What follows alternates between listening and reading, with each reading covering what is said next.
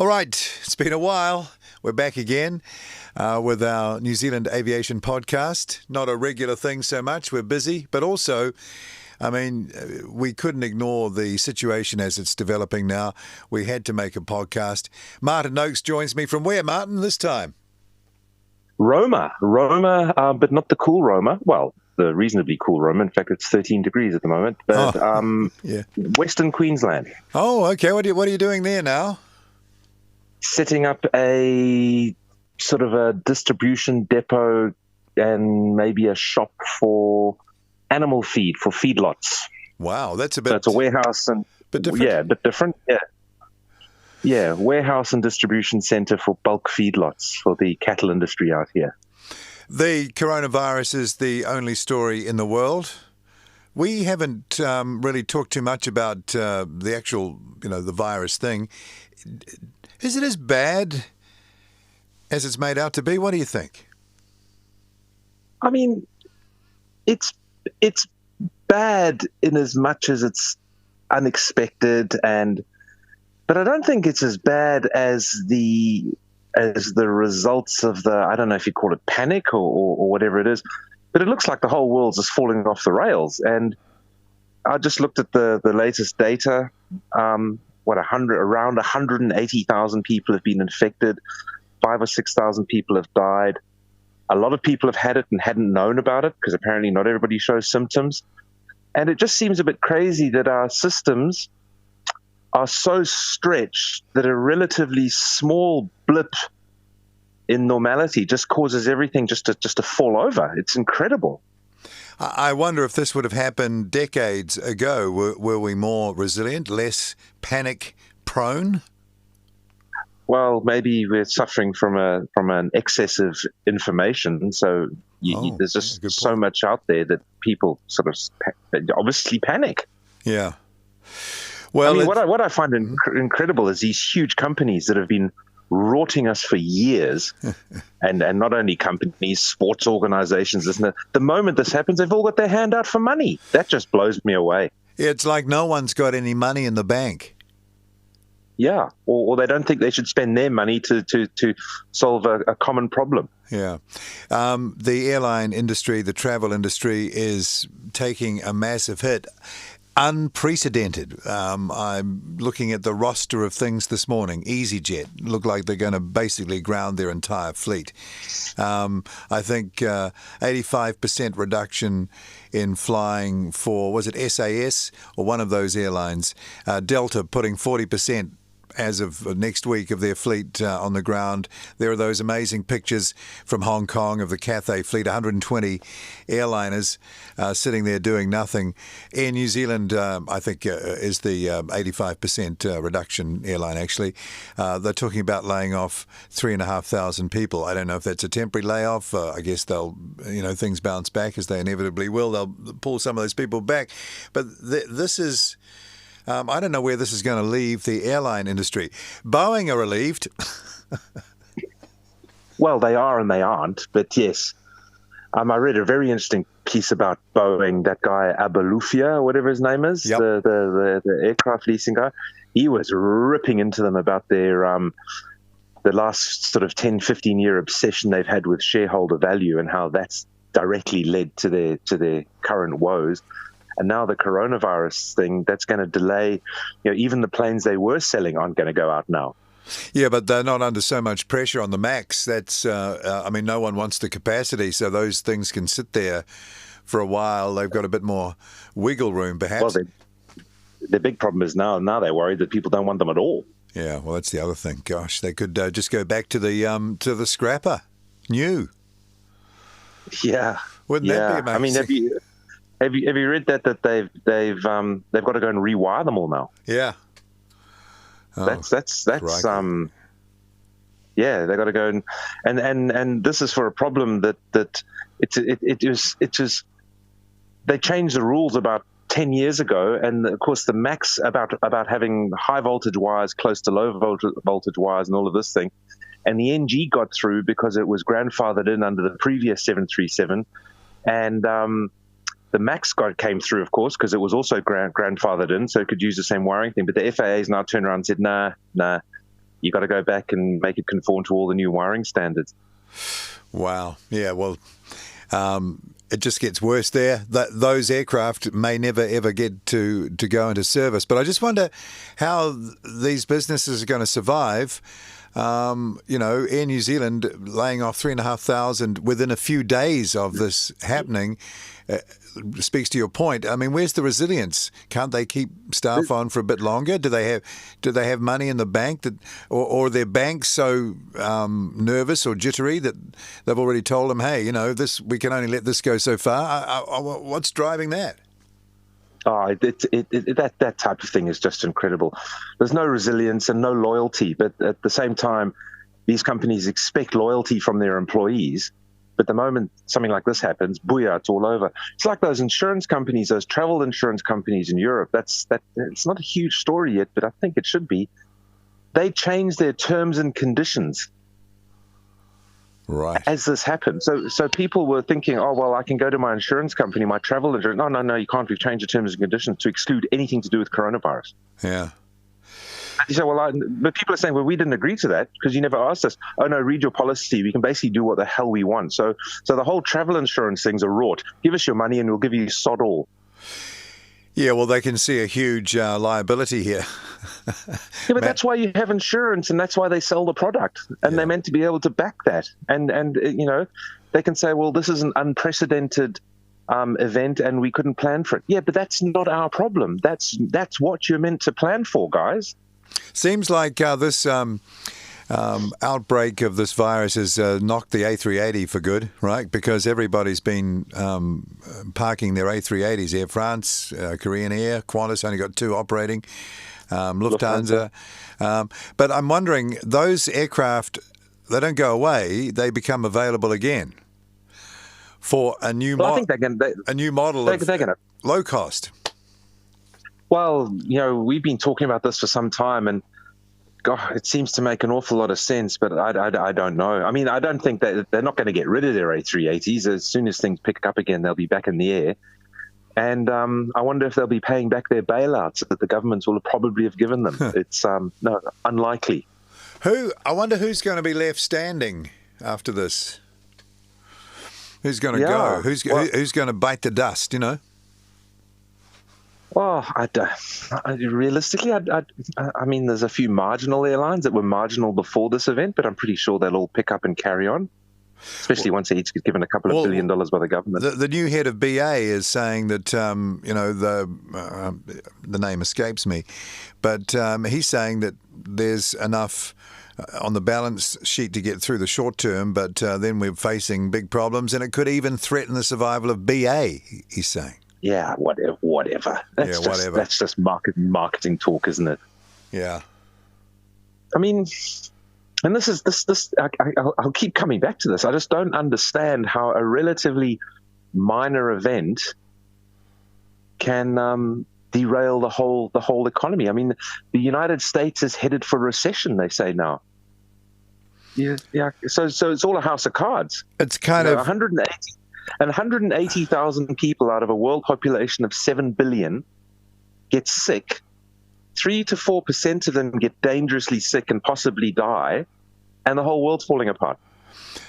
Well, then you've got to ask the question, who's promoting this? Where's it? You have to rely on the scientists, don't you? The doctors, the virologists. Yeah, and they're right. I mean, a lot of what they've said has come true. I spend not a lot of time, but sort of 10 minutes a day looking at all the coronavirus. Johns Hopkins University's got a really good site that shows you all the statistical breakdown and all the data behind it, and it's really interesting. But this is like not even one battle in the First World War where hundreds of thousands of people died over a couple of days. Yeah. This is 180,000 people out of 7 billion. And as you can, it's obvious. I don't understand it. Well, the draconian measures here, like there have been in Australia, sort of been tic-tac-toe between the two countries. But, if you're coming here now, 2 weeks self-isolation. How you police that on a big scale, I have no idea. So it sounds good, but, have you got thousands of people who can go and follow up people who are not self-isolating? No. But yet it's a huge crash for the accommodation industry here, or the package, tour businesses inside New Zealand. It's a huge price to pay. Huge price to pay. Yeah. Yeah. And I think obviously, I think it's the right thing. Lockdown or not lockdown, but avoid non-essential contact and all this type of thing. And they should have probably done it a lot earlier. At the moment, NZ's still tracking to only have 8 cases, which is interesting because Australia got an extra 75 yesterday. I don't believe that for an instant, unless New Zealand's been very, very lucky. Because just based upon, the relative sizes of Australia and New Zealand, and the fact that from a society point of view, they're relatively similar, New Zealand should be showing 50 or 60 at this point. Yeah, well, there probably is that. It's just, it hasn't come to the attention of anyone. Yeah. And those people are still at large, and they'll be infecting, I think, what do they say on average? It's 20. Yeah. So if someone's got it but not presenting, and they're out and about, that's 20. So it's still got an opportunity to spike. In the cities here, it's going crazy. I don't quite know what the obsession with toilet paper is, but now we saw the video. Long-life milk. We saw the Aussie supermarket video of the two women going at each other over toilet paper. It does actually reveal interesting sort of public attitudes, doesn't it? A situation like this. I mean, why would you associate this?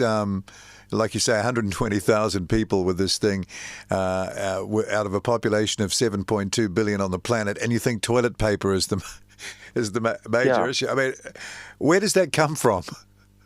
Yeah. I mean, one of my mates here has gone and bought a year's supply of toilet paper. I said, mate, what are you going to do with a year's supply of toilet paper?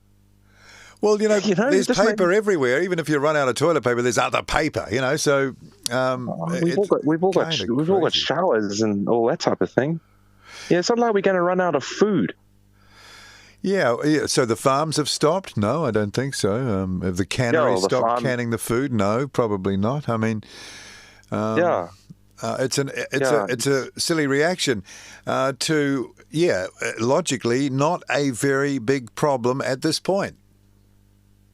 No, not a very big problem. And interesting, I flew out of Europe to come down here in early February, 7th, 8th of February. And I flew with the Taiwanese airlines, China Airlines, I believe they're called. Yep. I always get that mixed up. China Airlines, yep.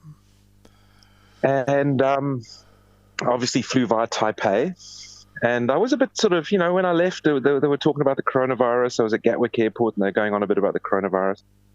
And Taiwan, the airlines, on the screens and over the intercom, they gave us a brief statement. They said, it won't affect you, only unless you leave the airport. If you leave the airport and want to come back in, there will be a screening, and we will take a test, but you obviously won't get the results, but we will have to let you know if you do test positive, blah, blah, blah, blah, blah. But apart from that, there was very little about it. And in Taiwan, I didn't leave the airport, but I spoke to a few people. Very low key. They were very confident that they were all over it, and they seem to be managing it. And the evidence points out that they have. I spoke to a friend in Singapore yesterday. He says non-event. They know about it. Everyone's aware of it, but they've practiced the social distancing and the non-essential contact avoidance and all this. And they said, it's absolutely no problem. And you just think these countries have no panic, no stock market crash, no runs on the shops. The only thing is in Hong Kong. I listened to an interview with a guy in Hong Kong. He said the only thing in Hong Kong at the moment is coffee is a bit of a problem. Right. But he said the reason for that is because they've basically been sent home. They were all sent home in February, late January, early February. And that's because everyone's sitting at home drinking coffee. That's what's caused that. But he says Hong Kong a non-event. Yeah, which is and Australia, and it sounds like New Zealand. just gone off the rails. My sister, I spoke to her last night. She's in England now. Boris has just come out and said he wants everyone to avoid non-essential contact. He came out overnight and said that.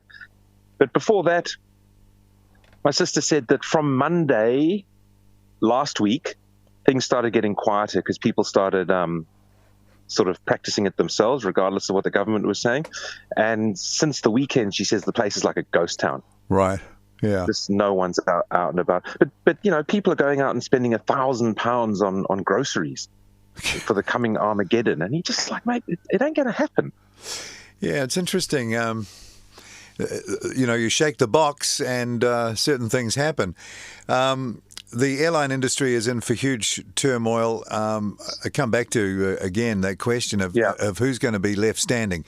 I mean, how long, for example, without government money, could Air New Zealand continue with 85% of its flights? Let's say that's a 2 to 3 month, maybe even a 4 month period. I guess they've already done the figures. But at some point, you'd think that the government would have to come in. Yeah, but what about the hundreds of millions of dollars profit they made? Now, I get it. They haven't put it in the bank. They've paid it out to the shareholders, probably. Well, they should get their major shareholders together and say, hey, guys, you're going to have to give us some of that cash back for a while, short-term loan, so we can keep our people on and get ready to go. It's like the banks in Australia are holding out their hands for cash because they're worried people won't be able to pay their mortgages. Hang on, guys. You've made billions every year for the past 15 years out of these people. Suck it up. Yeah. And I better bet this back to the airlines because I'm in full rant mode over this at the moment. And by not downplaying the seriousness of it, I believe it's a problem, but it's not. I don't see it's that much of a problem. Not something we couldn't cope with. But anyway. Airlines like Norwegian and that are really, they're obviously not going to be able to make their lease repayments. And that is probably one of the issues that the airlines are facing because they lease everything. Right. And they're running everything out of cash flow. Well, maybe there are going to be some lease companies that are going to have to just take a hit, but they're all financed by, finance companies. So they'll take a hit. Exactly. So everyone will have to take a step back and just give everyone a break for 3 or 4 months and then pick up and carry on regardless. I mean, I like that in Italy. Italy's told people they don't have to pay their mortgages. If they can't work, they don't have to pay their mortgages. But what we're going to do, Australia, New Zealand, and America, is they'll have so-called quantitative easing, print a whole lot of money, and then give it to the banks. Yeah. Who will then give it out to everybody else and make more money off it. Yeah, well, that's how you create money out of nothing, really. Well, already the cash rate here has gone to 0.25%. Americans are at 0%, I think, as of yesterday. I don't know what Australia has done. Where are they at on their official cash rate? They're going to have to make a move if everybody else is moving. They lowered it a couple of weeks ago on something else, I believe, and there's talk of them dropping it now. But that doesn't make any difference to people who are on fixed term mortgages. So what? It gives the banks an opportunity to make even more money. And no one's going to borrow for business in an environment like this. No one can even see the end of next week at the moment, possibly. Yeah. I'm rather hoping, and it's a vain hope, I know, that what will come out of this is people will realize how much they're being ripped off by these big corporations. I'm not necessarily against big corporations, but how they're being let down by their governments. Because we talk about resilience, and the one thing you expect to have resilience is your government, and particularly your health service. But I was speaking to through a friend, we were talking to a doctor client of his who works at a local hospital here. And he says the health services here in Australia, and I can't believe New Zealand's any different, are running on a knife edge. The smallest blip, they just fall to pieces. They've been pared down, that a 2 to 3% rise in anything, and they just fall over. Wow. Yeah, but their budgets have been getting bigger. And he said this. He said, the budgets get bigger every year. They spend more and more on health. They hire more and more non-clinical staff. We've got to fill out more and more forms. But the moment something unusual happens, boof, it all just falls over. See you later. Yeah, everything's been run right to the sort of like just-on-time delivery concept. It's all clip the ticket, clip the ticket, clip the ticket. You know, the stuff they use, the tubes, the breathing tubes, and all this type of thing. They're all throwaway now, right? Yeah. And they're all expensive. Yeah, of course. He says there's nothing we can put into a sterilizer anymore because we don't have anything we can sterilize.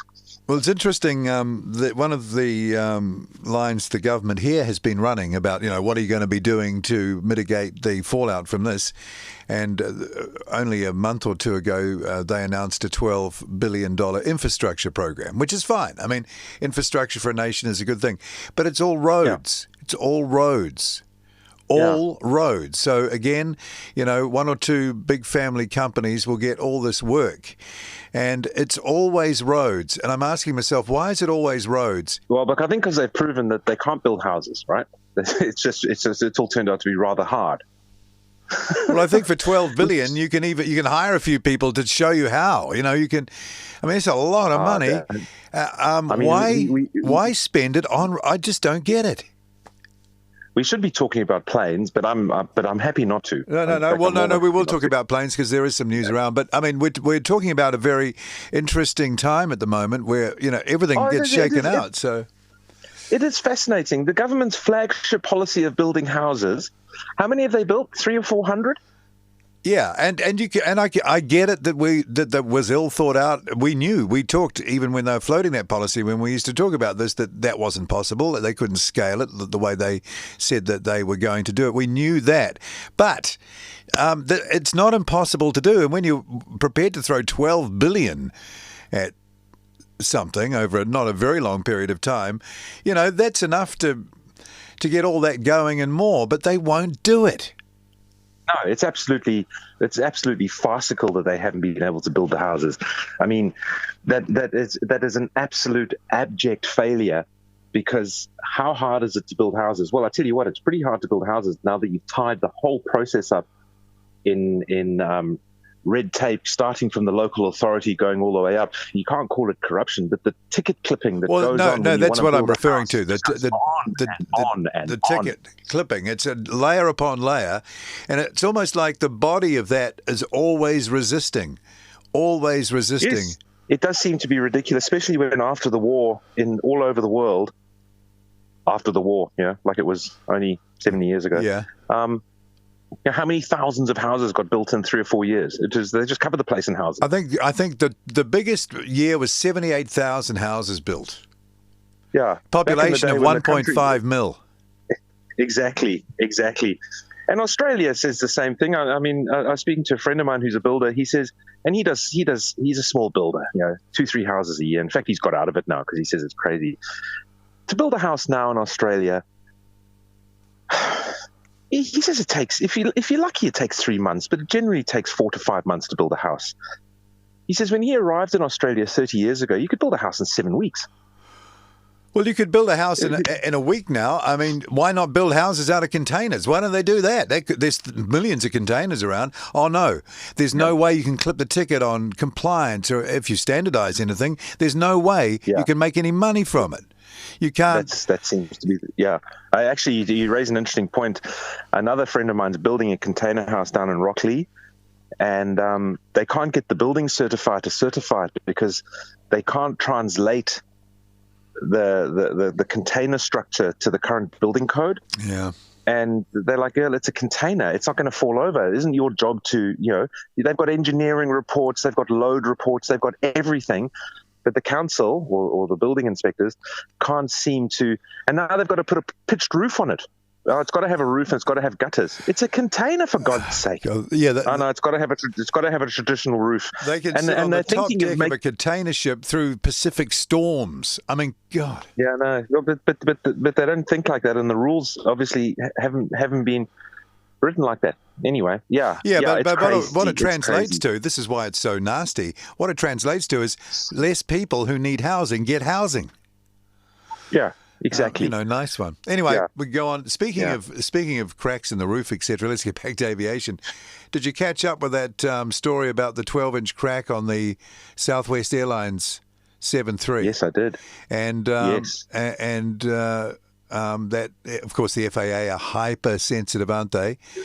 Yes. And they've begun a probe, I'm reading here, into this. It was en route from Boise, Idaho, from Las Vegas, or to Boise, Idaho, from Las Vegas on Monday.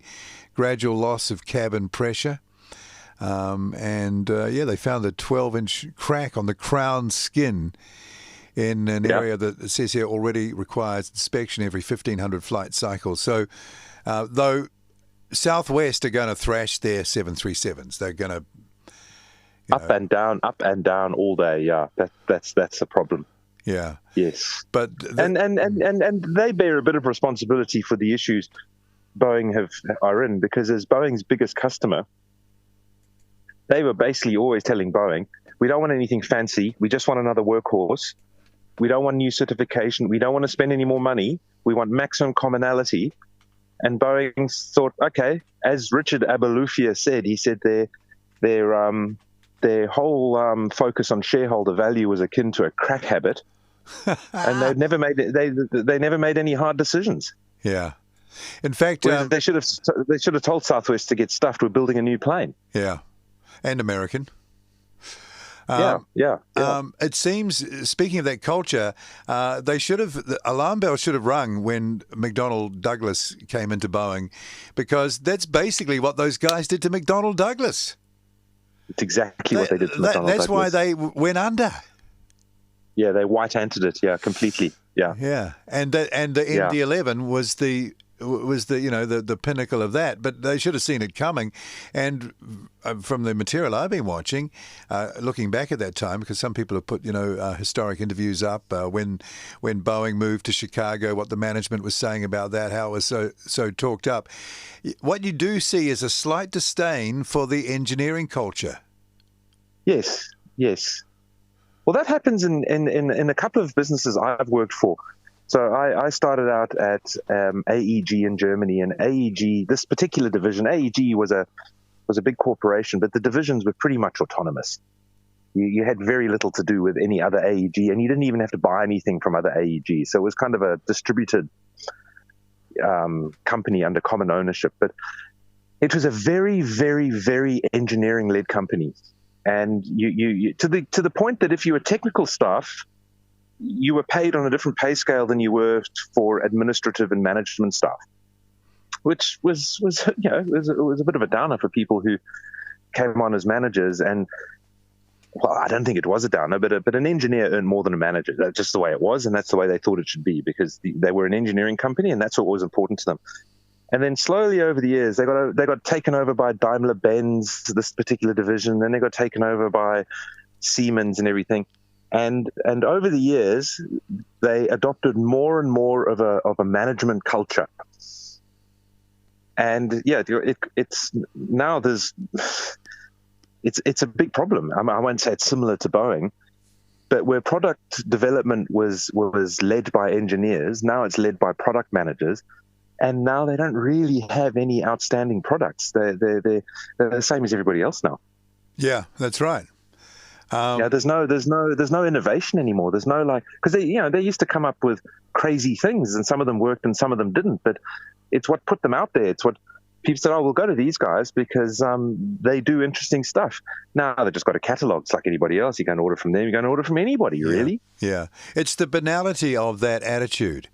Because you end up eating yourself, don't you? You screw everything you can out of legacy achievements. And the Max is a total example of that.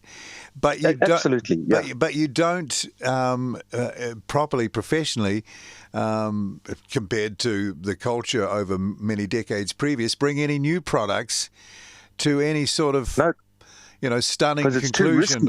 Exactly. You do a risk analysis at the beginning of the project, and people will quite rightly point out, that's a bit risky, and so we're not going to do that. But it's taking those risks that got you where you are now. Exactly. And if you stop taking those risks, it's all over. Yeah.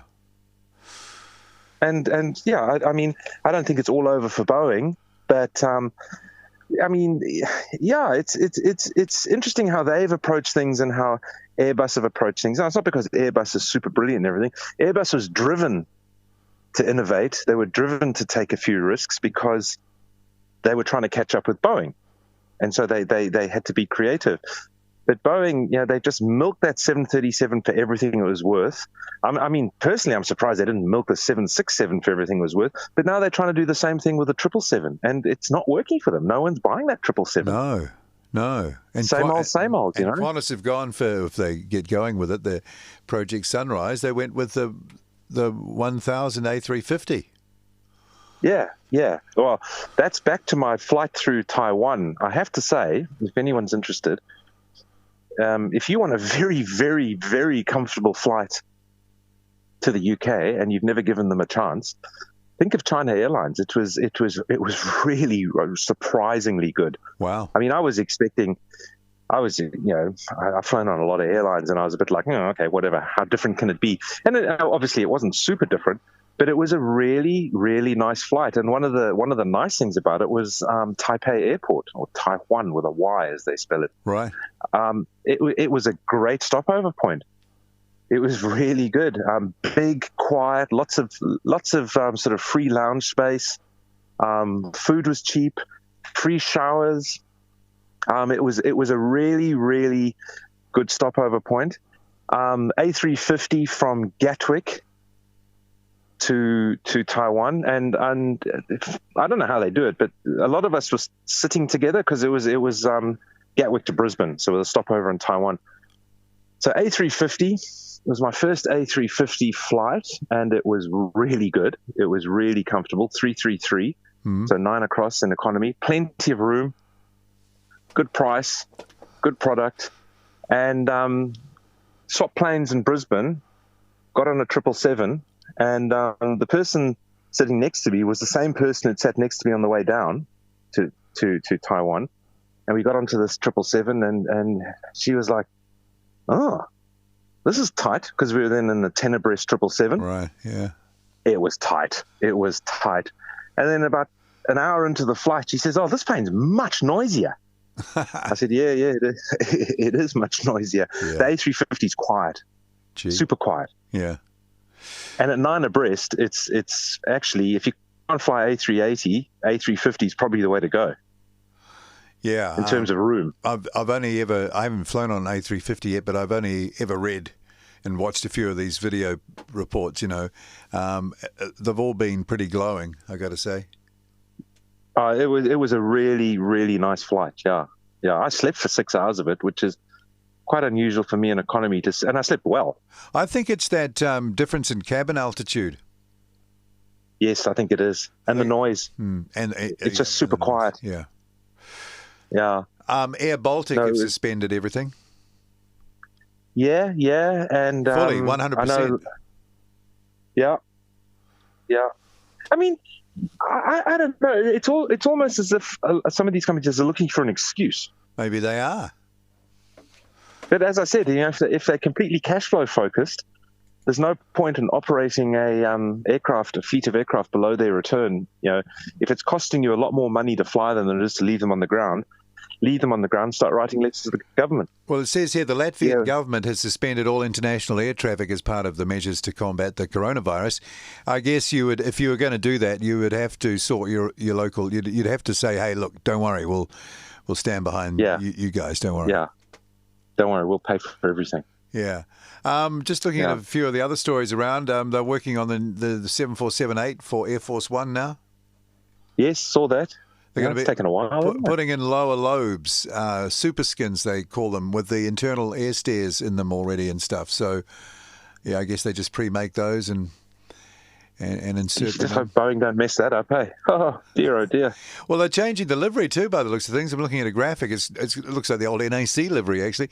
Red stripe down. The Jackie Kennedy livery. I think she came up with that colour scheme. That's gone. Yeah. I think Trump's gone for more traditional, but big American flag on the tail. But God knows how much they'll be spending on that, though. Crikey. Yeah. They're doing it in San Antonio taking place, modifications being done at Boeing's San Antonio, Texas facility. Oh, yeah. Yeah. V-25B. It's going to be the V-25B. Okay. Yeah. It'll take several years, I expect. I wonder if Trump will ever get to fly in it. I'd say there's a good chance he would. Yeah, I don't know. His whole thing was there'll never be a recession under my watch. Well, yeah, I suppose you could say that in normal. I mean, you don't anticipate a virus, I guess, when you say that, but... No. Norwegian seeking urgent government support. Yeah, well, this is a blessing for them, unfortunately, because, there was no other way they were going to get urgent government support. They're asking for an immediate bailout. Yeah, I'm sure they are. Like you say, it may be a good opportunity for some of these struggling carriers to be thrown a lifeline. Yeah. It's interesting how quickly they sort of start up as well. You know, a low cost carrier will go bust, and then you go down a sort of a tourist airport 3 months later, and there'll be like 5 other airlines you've never heard of. Yeah, people are still prepared to throw the money. They are. With doesn't look like there's a lot of opportunity for return for most of them. Yeah, I'm reading here A220 crew missed. Looking at the Flight Global site here, A220 crew missed low thrust indications during laboured takeoff. And where did that happen? Geneva, I read that. Bound for Geneva. Yeah, I read that, and I think surely you've got enough instruments there to tell you that you forgot to turn the engine on properly. Well, remember those two incidents? There was that 747 Singapore Airlines 74 at Auckland. Remember, they miscalculated the takeoff weight and scraped the tail and almost wrote the plane off. And there was the Emirates A340-500 at Melbourne too. They miscalculated the data and rotated at 110 knots. I mean, surely you would feel the acceleration, the noise, the din would be at a certain tone or frequency or tempo. Those would be immediate indicators that something wasn't quite right. Well, one would think so, hey? You'd think. It's not making the normal noise that it makes. Yeah, and we're halfway down the runway and we don't really look like we're going that fast. Yeah. I don't understand that one. I mean, that's pilot error. We just keep staring at the gauges as if looking at them will fix it all or something. Yeah, they're probably rebooting the computer. Oh, the auto throttle, the thrust lever motor must be broken. No, just push it forward, mate. Yeah. Interesting reading on that. I haven't fully digested it, but that 767 crash out of Texas. You know, the freighter. About a year or so ago. Yes. See, that report's out. Horrible, from what I can see, horrible bungling from particularly one of the pilots who had a hell of a history. Yeah. I'll read that. And also I see the report on, remember that Emirates 777-300 that crashed at Dubai? Yeah. That report's out, and that was a bungled go-around, you know. So I think a case of 767 throttles not being pushed forward again, you know. Yeah, that 767 pilot, did he have a history of bungling, did he? Yeah, he did, yeah. That's funny, eh? He had quite a few sessions of retraining so he could keep his license. That's bizarre because you think there's enough pilots out there that, no, mate, you've done it twice, forget it. Well, no, I think the issue there was that the history of that wasn't shown when he came to apply for the job with that employer. So there was nothing in the record or nothing that had to be in the record. As long as you passed, it's okay. But the fact that he'd had multiple incidents of retraining and reassessment to get over these problems it wasn't in the record, and it turned out to be a factor. He's surprised he still wanted to be a pilot, knowing that he was hopeless. Well, I remember once talking to one of the Air New Zealand guys. We're going back ages now, back into the 70s, and a particular pilot who was known for his quite rough shot, 737 captain, and a foreign guy, not a Kiwi. Not that that makes any difference, but I think he was steady, Paul, steady. I think he was Dutch.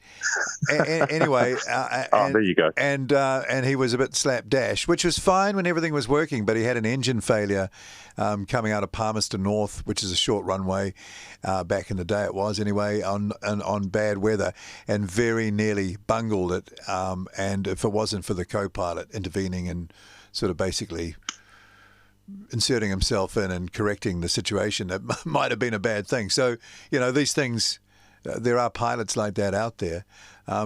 When everything's working fine, you can sort of smooth it over, but you get a problem. Just in future reference, if you want to have a go at a pilot, as long as he's a white male, you can hammer him. But otherwise, Paul, you got to be really careful. I totally understand what you're saying. No, you did right. You did right. KLM looking at the A321. See that? Yes. I'm surprised they haven't looked sooner. But that's some of these airlines buying 737 Maxes, especially the European ones, you've got to wonder whether it's a balance of payments things or something. Somebody better buy American, so off you go. Right. You've pulled the short straw. But KLM has a very proud history of 737 operations, but so did Lufthansa, and they changed. Yeah, but KLM were originally Douglas Airline. Yes. They were. They had DC-9s up the yin-yang, that before they went to 7.3s. In fact, I only think they went to 7.3s, what were the 300, 400s? Yes, they started with the NGs, yeah. And Swissair was the same, weren't they? They were a Douglas airline. American Airlines, 75% cut in... gosh, where are they going to park all these planes? Yeah. Would they park them at the airports? It'd be expensive there, I guess. I mean, they've got a lot of... Well, of course, nothing's expensive anymore because you'll demand a bailout. Right. Of course. I mean, look at Auckland shopping mall with a runway. They've said the same thing. We're not going to meet our projected earnings and everything. They're down 50 million. Chunks of the runway have been popping out. Have you heard about that?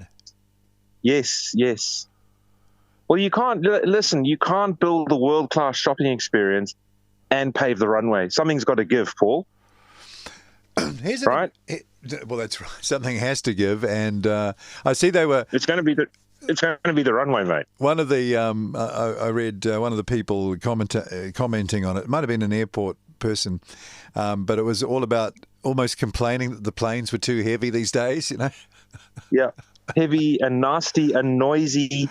If it wasn't for the fact they bought shoppers, they'd close that runway. Yeah. Why do you think the Iranians are happy to let other people look at that flight data recorder now from the Ukrainian 737? They've got over themselves. Because that's like laying themselves open, fully accountable, right? Yeah, well, I think they've admitted they shot it down, right? Yeah, but that's not usually the theocracy doesn't usually operate that way, does it? No, well, maybe the theocracy's waking up. Or maybe they're under threat. Yes, quite possibly. Remember that Iranian health minister or health official sort of like literally came down with the coronavirus while he was on camera talking? Yeah. Incredible. I did. Yeah, I have Iran's an interesting case in that, and you do wonder, why it seems to have gone through Iran so effectively, the coronavirus. And Italy. And Italy, yes. Well, one of the reasons for the Iranian thing, people are saying is, and this is a bit sad, it's religious services, because that's how everyone gets together. Yeah. And don't the men kiss each other for their greetings? Well, yeah, there's more of a there's more physical contact between people. Yeah, around and the face. The Italians kiss each other all the time. Yeah, around the face. Yeah. Patient 31, they call him the super spreader in Korea. He was apparently like a pastor or something, at a church. And of course, you get a lot of elderly people go to church, and not that people shouldn't go to church. They should, if they want to. Yeah. But, if you're of a certain age and a bit worried about these things, it might be reasonable good time not to go to church. Isn't that what the UK's doing? They're going herd immunity, keep the old people protected, let the healthy people sort of take it on the chin. Most of them are going to be okay. Everyone will get on the other side of it. That's not going down well, though, because we were talking about this resilience thing. Yeah, no, people aren't happy about that. So they Boris Johnson has just come out and said no, avoid non-essential contact with everybody. But it was interesting. I was reading about his response. His response was, look after the vulnerable and carry on. Yeah. And we should be okay. Like the tea towel. Yeah, and exactly. And it to me, given the magnitude of it, it actually seems like a sensible policy, because as soon as you remove the non-vulnerable or the vulnerable people from the equation, the whole picture looks a lot better. Yeah, you're doing better already. But of course, everyone's panicking, and they don't want to hear that, because we're all in danger. We're all in danger. Let's go and buy 25 rolls of toilet paper and spend £1,000 on groceries. It'll be like that tulip bubble in the Netherlands, in the 17 or whatever hundreds. The same with toilet paper. The per roll value will go up massively, and then it'll all crash. Yeah. They're closing Woolworths early here in Australia tonight to restock. Oh yeah. Because everything's been cleared out. According to looking at CNN Business here, story just flashed up. Most airlines could be bankrupt by May. Governments will have to help. Is the headline? Most airlines. So that's only 1 month. Crazy, eh? It just makes no sense. Are they that veneer thin on their operation that it all falls down in a month? Because you know how people say, he lives paycheck to paycheck. Yeah, well, it looks like everybody lives paycheck to paycheck. Yeah, absolutely. Even huge businesses. Absolutely. Yeah, isn't that interesting, eh? And like I said, I think it comes down to the fact that they're running everything out of cash flow. I wonder how the airlines that are more sort of closer to governments, like Aeroflot and all those, I guess they'll just, because you'd want to carry on in a way, wouldn't you? Isn't it a case of if you don't fly some of the slots, you'll lose them? Oh, but they'd have to let that go. Yeah. I mean, they can't. The old rules don't apply, right? Yeah. No, they don't. You'd think. Yeah. It's Ryanair calling for maybe a handout. Virgin Australia, 85% reduction in services. Virgin Australia. Yep. I mean, I see. They're looking at replacing their wide body fleet. Well, replacing them or just retiring them, getting out of it? No, replacing them. Huh? No, apparently they want to replace their wide body fleet. They're looking at their options. That'd be into the A350, because Virgin Atlantic's gone into that, haven't they? The 1000. Yeah, but I'd be surprised Virgin can afford anything. And after this, they won't be able to. So maybe that's all over. Yeah, Ryanair said on Monday it would reduce capacity by 80% in April and May. BA's owner IAG said it would cut by 75% over the same period. EasyJet said it could ground the majority of its fleet. And it said governments might need to step in with financial aid, of course. Yeah.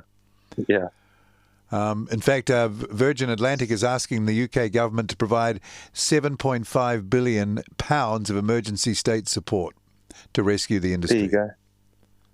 To rescue the industry after 3 weeks of a little bit of uncertainty. Yeah, it turns out that the House of Cards is a real thing.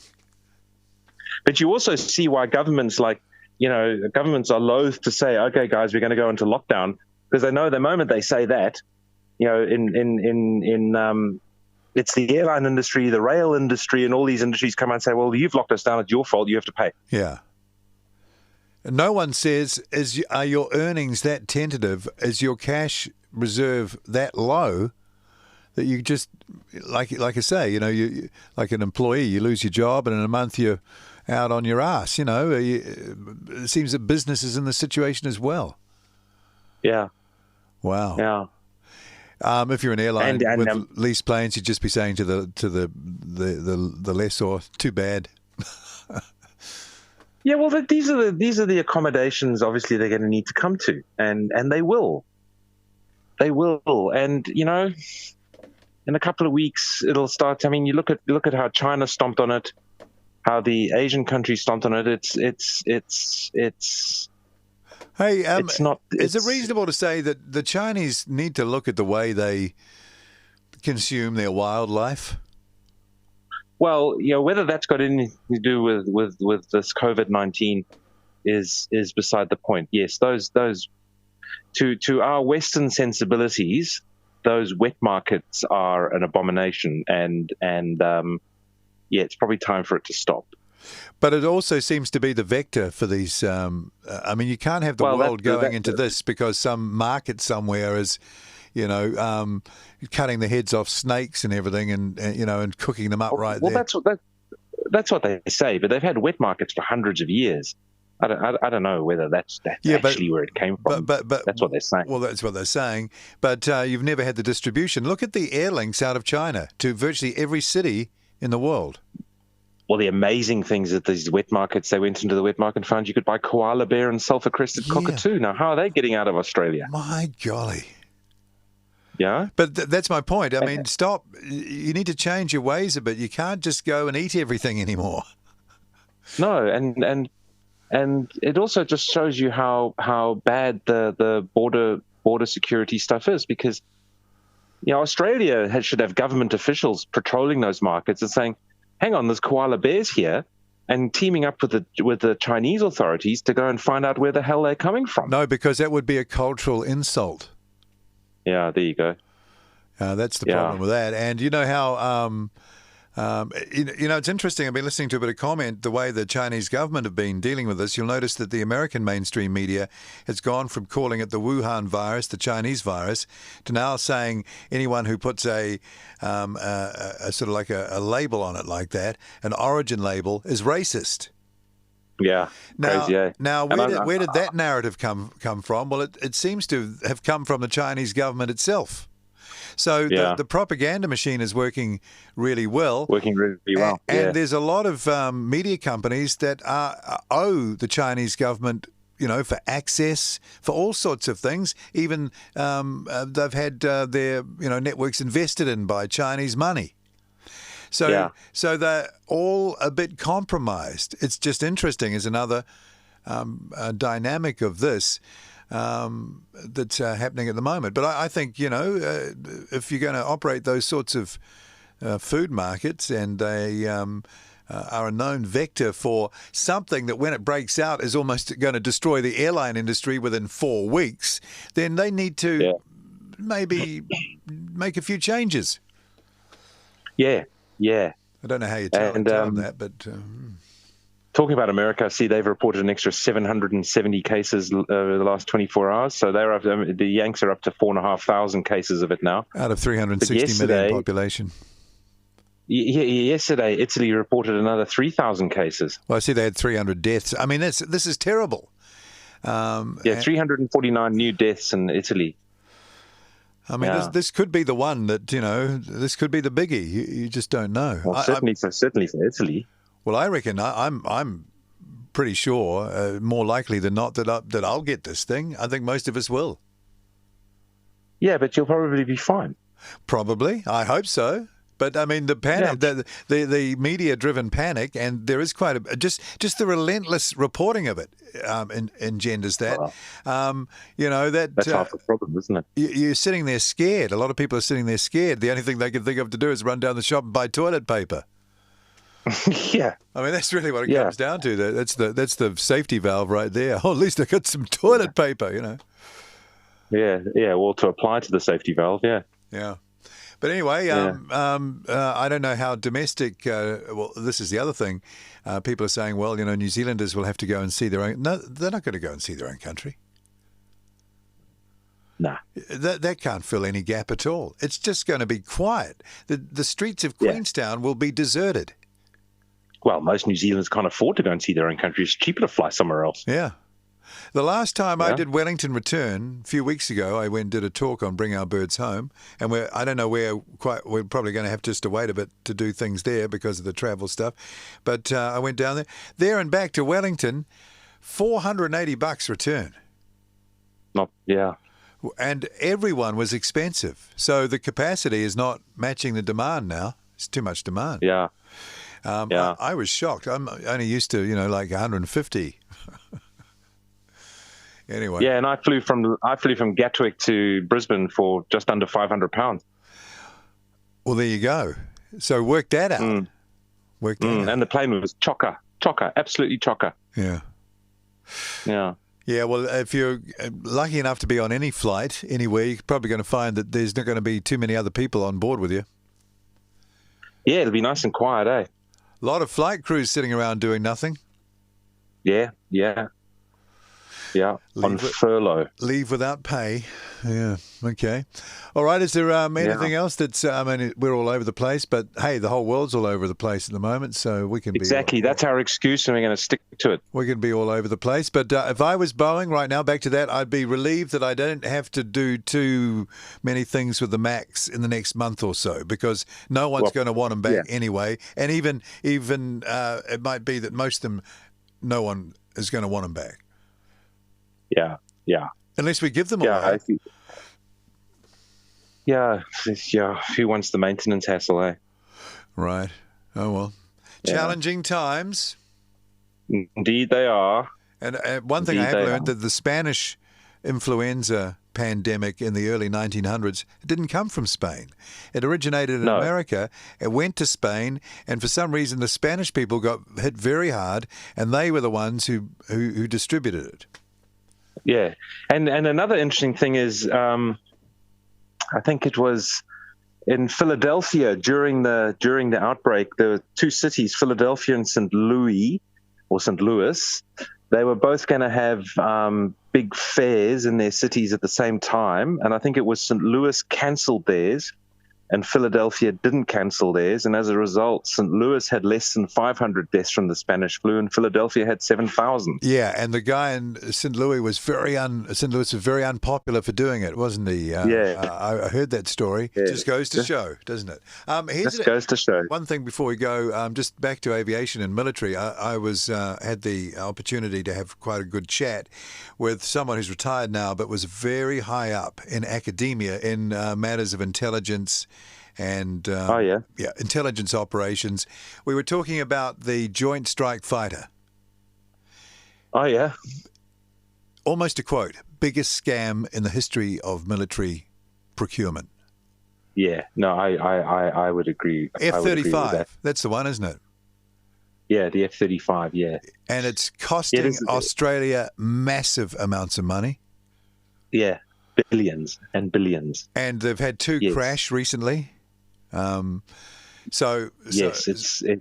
was very scathing. We didn't have enough time really to go into the real intricacies of it, but basically, I think he was intimating that it was basically a colossal scam. I've been watching there's a defense analyst. He's been talking about the modern crop of fighter planes. And he only the Western ones. He says he'll do another series on the Russian ones, because he says the Russian ones are. He says that F-30, not that the Sukhoi Su-35. He says it's basically those things are in a league of their own. Right. Yeah, and for a number of reasons. Not that they're the most stealthy or the most technologically advanced, but in terms of flying and capability. But anyway, he's going to do a whole other series on that. But he spent a lot of time on the Typhoon, the F-35, the Rafale, the Gripen. He says basically, if you want good value for your money, you go and buy the Saab Gripen. He says there's absolutely no contest. At the Red Flag exercise, I think it was in 2016, the Gripens formed the aggressor squadron. So the Swedes went over there and formed the aggressor squadron.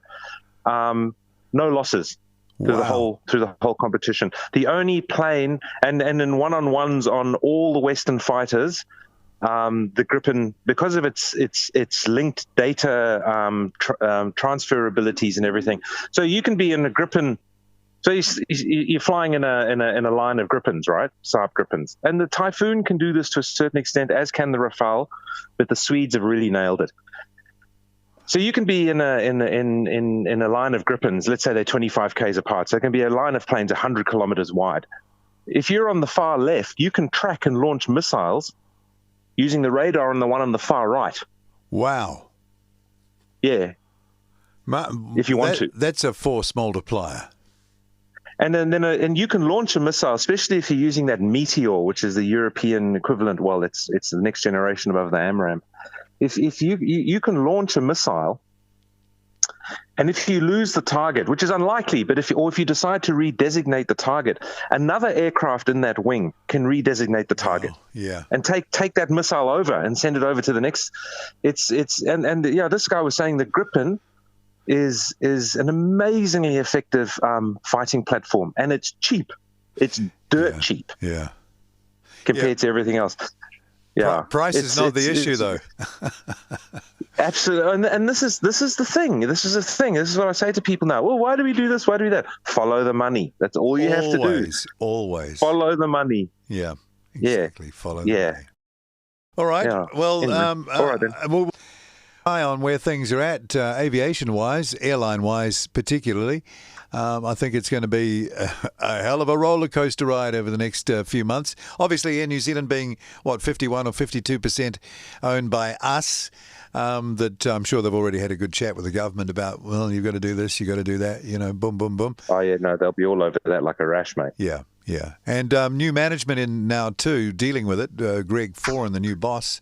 So I see he's taken a 15% pay cut, $250,000 a year.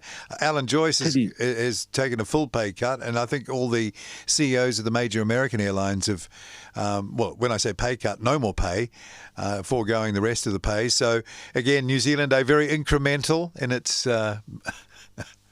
You wouldn't want to make the big bold move first, or no? And trouble is, how do you back down from that now? You can't. Oh well, I'll take it all now as well. And what I find interesting is, I think the pay cut was initially announced as, I think, if I read correctly, it says he's decided to go $250,000 of his pay. And yeah, okay, $250,000. Or 15%. You're like, oh, okay. Yeah. So he'll be all right. Because my initial worry was, will he be all right? Oh, will he get through? Will he get through? Yeah, will he manage? But I think he'll be all right. Yeah, I think he'll be okay. Yeah. I think he's got other wealth from his previous job anyway. So, well, you're not allowed to count that. It's like criminals. You're not allowed to count the fact that they're billionaires. Just that's by the by. Gatherings over 500 not allowed. That's more that you can't fill up an A380. No, true. Yeah. You have to keep it under 500. I don't get that, gatherings under 500. Should be no gatherings. I mean, Trump's come out and said no gatherings of more than 10. So you can't fill a minivan now. We're 500 here in New Zealand. I don't know why it would be 500. Is that a mathematical formula? England was 500.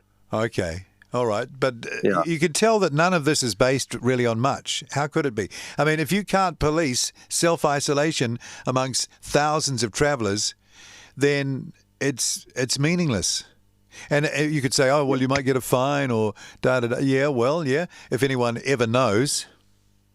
Yeah, I'm not going to tell anyone. Yeah, I'm going to go out to the dairy. Better say a bad word.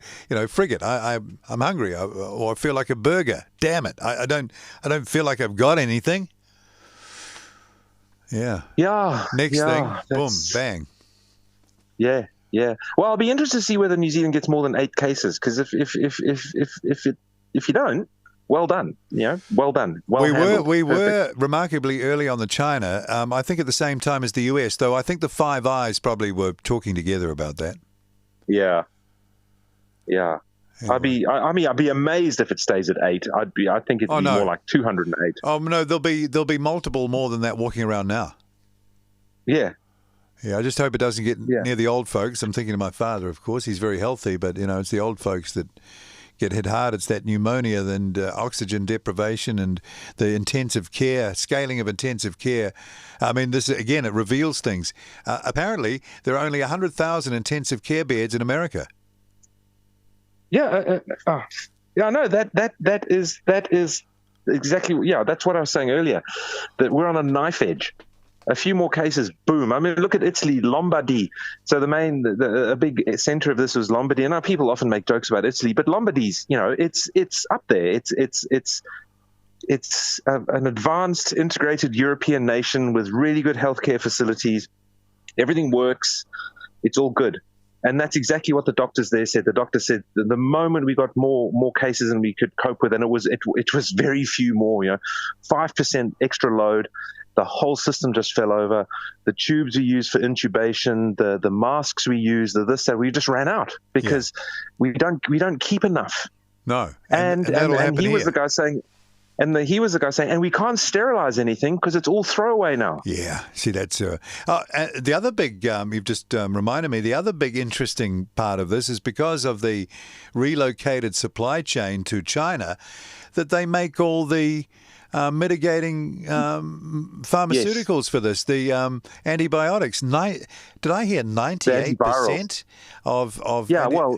And the molecules that go into all the generics that are made in India are made in China. They could quite easily say, sorry, we've got to look after ourselves, we need guys. Them. Well, and then we're over a barrel. On Twitter this morning, China's just sent the first plane over of coronavirus test kits to America because America tried to develop their own and it didn't work. Oh, dear. So they've had to start buying them from China. But back to what this doctor in Lombardy was saying, he says they were having to wash the breathing tubes for people because they couldn't put them in the sterilizer because they'd melt. Yeah, and they'd destroy them. And that's the whole point. They're designed to be single use. And these things are expensive. And you just think, guys, the amount of people that died of an infection from using a badly sterilized breathing tube has probably just been wiped out by the number of people that died because you didn't have enough disposables. Yeah, that's right. It's an interesting, and I know people won't, but you'd hope people would look at things like this and say, you know what, we're going to have a disaster recovery system, and in this disaster recovery, we're going to have an old school sterilizer, we're going to have a bag of chlorine, and we're going to have 5,000 stainless steel breathing tubes, 5,000 of this, 5,000 that, and put it in a warehouse and clean it once a year. And I mean, one of the reasons America's facing difficulty is because it was bloody the Department of Health last year fired their emergency response team for epidemics. Oh. The health guy put in under Trump decided it was a waste of time, so he fired them all. Oh dear. Well, that's terribly timed move.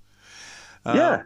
But that supply chain issue is a real issue because it's not just America that's beholden to that. We are as well. And, shouldn't we have it's again shown that Pharmac only has single supply agreements with single suppliers.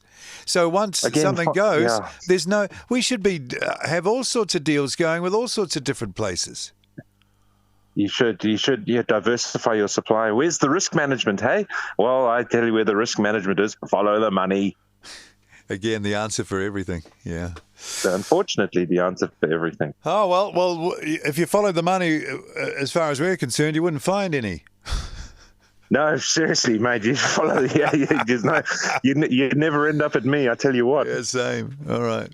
Okay. Well, let's talk again real soon and see where things are at, mainly in the aviation world. Yeah. But it's a fascinating time that we're going through, and it's interesting to talk about it.